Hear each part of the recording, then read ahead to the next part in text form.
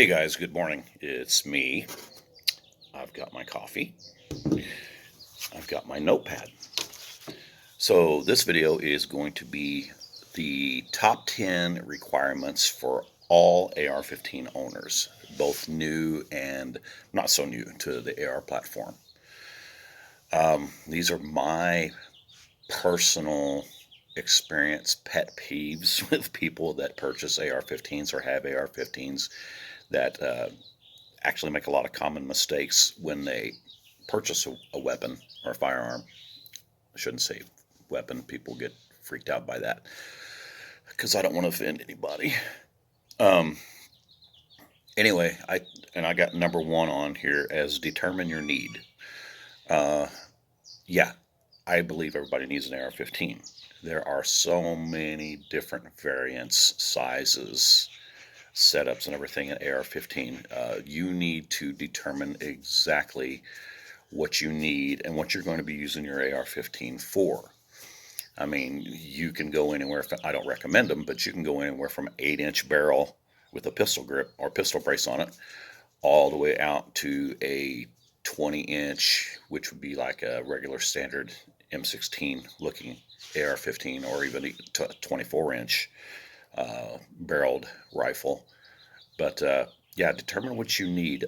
I think the best well-suited length for barrel that you could get legally, I mean, there's ways around it. Legally, 16 inches, the legal length barrel that anybody can have, depending on the state you're in. My personal favorite is 14 and a half. I really like the 14 and a half. It's well suited. It's well used. Military's used it for a long time. Law enforcement has used it for a long time. They say they have 16-inch barrels, but I see a lot of law enforcement have 14.5-inch barrels with longer flash hiders on them, which is what you can do. You just have to pin and weld it, and then go from there. So determine what you need and buy a rifle that's going to best suit you. If you're going to hunt, you're not going to want a short barrel. If you're going to do personal protection and a well-rounded rifle, 14 and a half, 16-inch barrel, you can't go wrong. All right. Number two, spend wisely.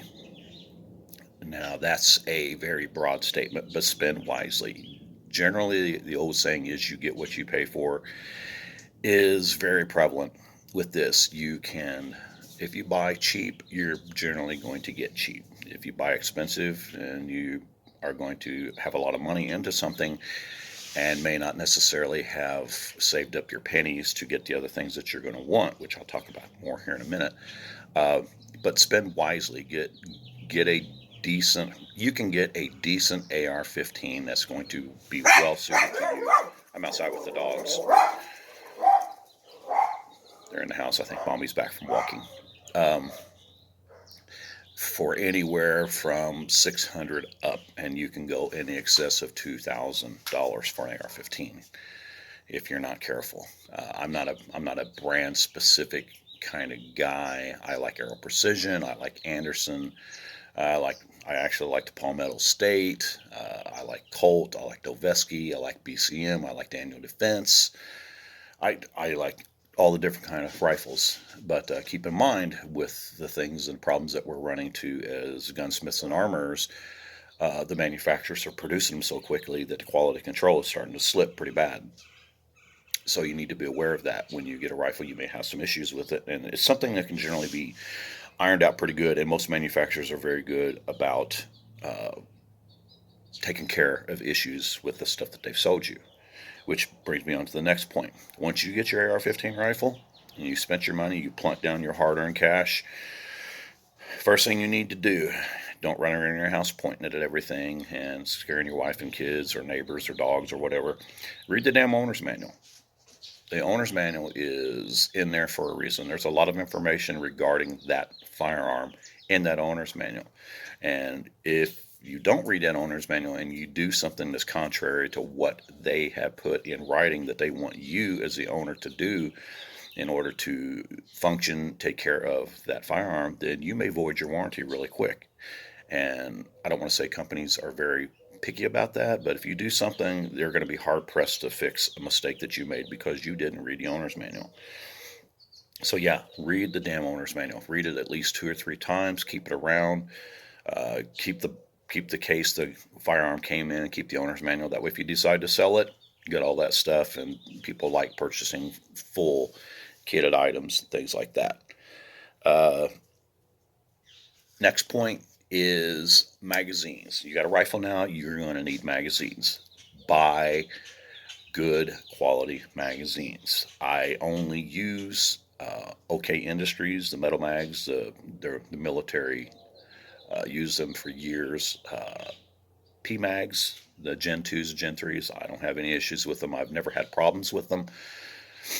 Um, and Lancer magazines. That's my three biggest go-to magazines when I tell people to purchase magazines. Buy once, cry once. They're not expensive. They're not cheap.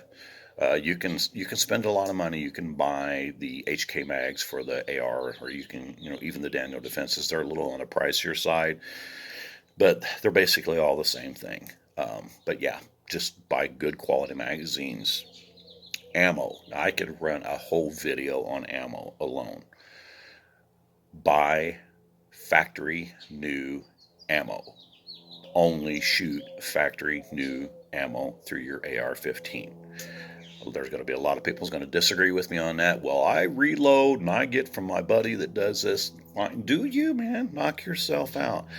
But I want to know every time I pull that trigger that round is going to do what it's supposed to do.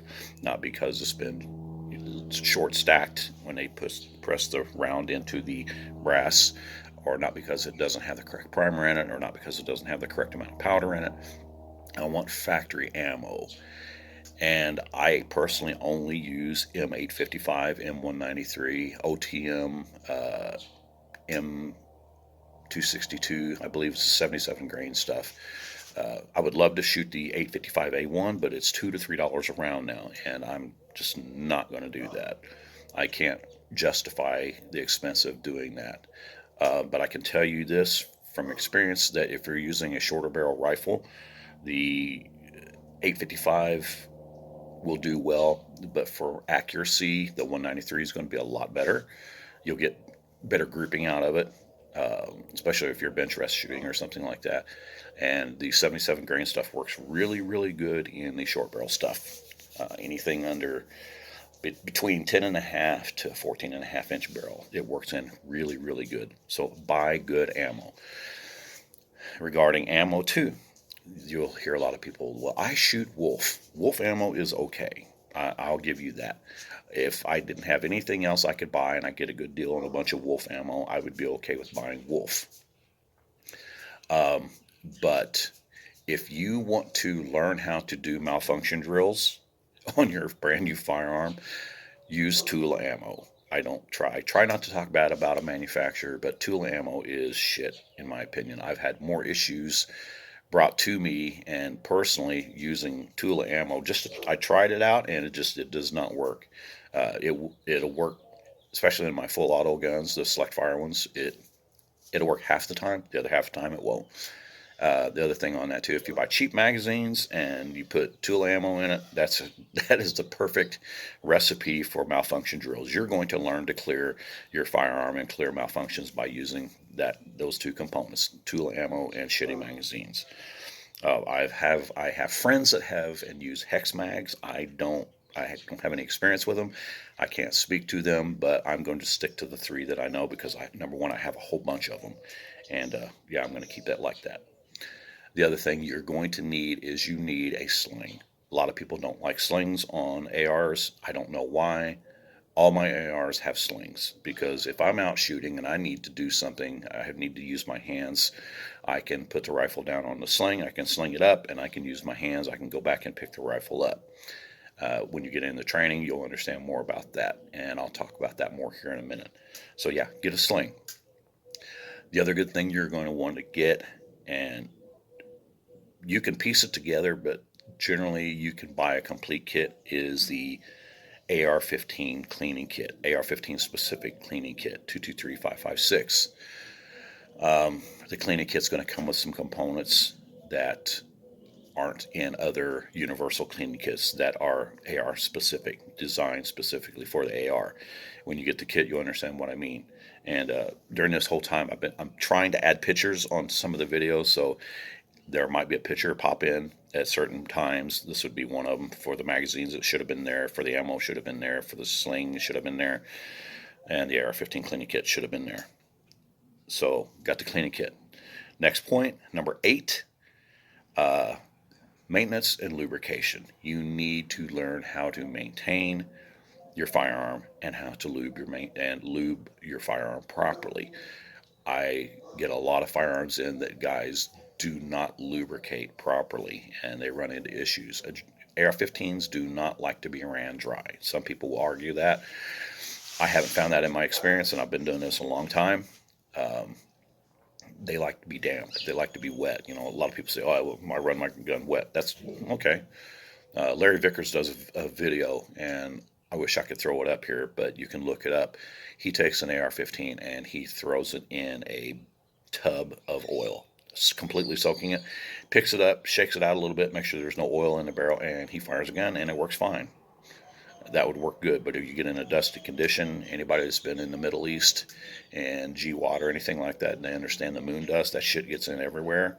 And if you got a heavily oiled up gun, you're going to run into problems. So depending on where you live, if you live in a normal environment like in the Midwest or something like that, light oil is good, especially if it gets cold. You'll be very careful on the oil. I use For oil, I use Mobil 1 motor oil. It doesn't matter what weight because it's synthetic. I love it. I've been using it for decades and I've never had any issues. I also use Mobil 1 synthetic grease. The old saying is, if it rolls, oil it. If it slides, grease it. So AR-15's got some rolling parts. It's got some sliding parts. So use it accordingly. As far as cleaning, I use brake cleaner, non-chlorinated. That works wonderful. You will not have any issues. You can spray it on, wipe it off, spray it on again. Use a brush, a correct brush. Don't use steel brushes in your guns. Very bad idea. And the stuff will come off CLP or LSA or break free. Those work great as well. Hoppy's number 9 works wonderful. I don't like it because I can't stand the smell. It makes me sick to my stomach. I've been around it way too much, growing up and everything else. I just can't stand it. But yeah, and the one thing I said, I don't talk bad about brands. Frog Lube, don't use it in your ARs. Don't do it. Just don't do it. A lot of people do it. They haven't had issues yet. Notice I said yet. They will have issues. I don't like any kind of lubrication that's water-based or castor oil-based. Food grade, basically. Yeah, so yeah, moving on from that. Number 9, I got a star by it. Get real training from qualified and experienced people. Check into these guys. Call these places up. Find out who they're going to have as far as training. You can call most gun places, most ranges, and they're going to have staff that are trainers. But yeah, if they do that, you decide to go that route, check into them, check out their background, their history. They should be able to back up what they're telling you with documentation. I have a ring binder full of certifications, documentation of everything that I've done. And if somebody wants to see it, I'll be happy to hand it to them, let them look at it, and they can go, "Ooh, wow, that's really cool." Okay, well, documentation's there to back up, and qualified and experienced instructors. You got to do that. There's a lot of good places. Bear Solutions is one that comes to mind right off the bat. When you go to the higher end level training places, you're going to spend a lot of money, but you're going to get a lot of training as well. They may start you out in a beginner's class and work your way up. Sometimes people will sign up for an advanced class and they really need to go to the beginner's class. That way they know where you crawl, walk, run. You don't get up and start running from the very get-go. You crawl, then you walk, then you run. A good qualified, experienced trainer will teach you that way. So that's that. And number 10, finally, the biggest point, practice. Practice a lot.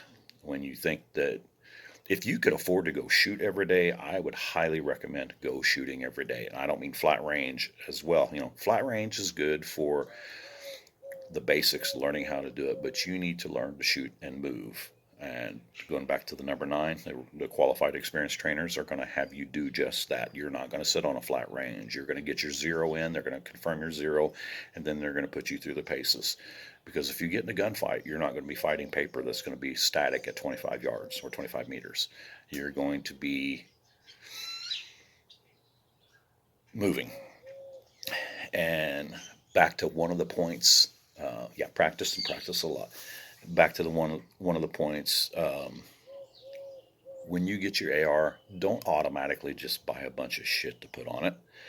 They are literally Legos for adults. You can buy an AR and you can put lasers, lights, optics, you name it, you can put it on there. Bipods. The funniest thing I see people running around with short barrel rifles or pistols, and they have bipods on it. Why would you put a bipod? Whatever. It's your money. You spend it the way you want. If you wanted a 10.5-inch gun with a 4x14 by 44 optic on it and a fucking 10,000 watt light and a PEC 15 or something like that, go ahead, knock yourself out. But back to number 1, determine your need, the things that you're going to use it for, and spend wisely and buy accordingly. So let me revisit all these real quick. Determine your need, buy the rifle that you're going to use, spend your money wisely. Buy once, cry once is a good analogy. Read the owner's manual. Can't stress that enough. Really should. Speaking of read the owner's manual, I'm having a hard time reading. Got to put my glasses on. I'm not quite awake yet. Buy good magazines. Use good magazines. OK Industries, PMag, Lancer, can't go wrong. Ammo. Buy good ammo. I only shoot military spec powered ammo. 855, 193, 77. Sling. Got to have a sling. There's lots of different slings out there. I recommend 2-point. I don't like single point. Single point will bust when you drop your rifle. It'll bust you right in the balls. Bad idea, or lips, depending on how you are. Get a real AR-15 cleaning kit. Maintenance and lube are key. If you don't maintain and lube your AR-15 and check it periodically, you potentially could run into problems, and you're going to be calling me and saying, hey, why is my AR-15 not running? Get real training from qualified, experienced people, and practice. Right? Thanks for tuning in. I didn't drink any of the coffee during the entire video. Here's to you. Like and subscribe. Hit the comment section if you have questions or anything. Put it on there. If you disagree with me, that's fine. If you want to argue a point with me, that's cool. I'm okay with that. Argue your point. Put your information down there, but be able to back up what you're telling me with experience and training. Okay? Enough of that. Have a great day. SeniorTac, Jeffrey Mitchell on SRT Armor.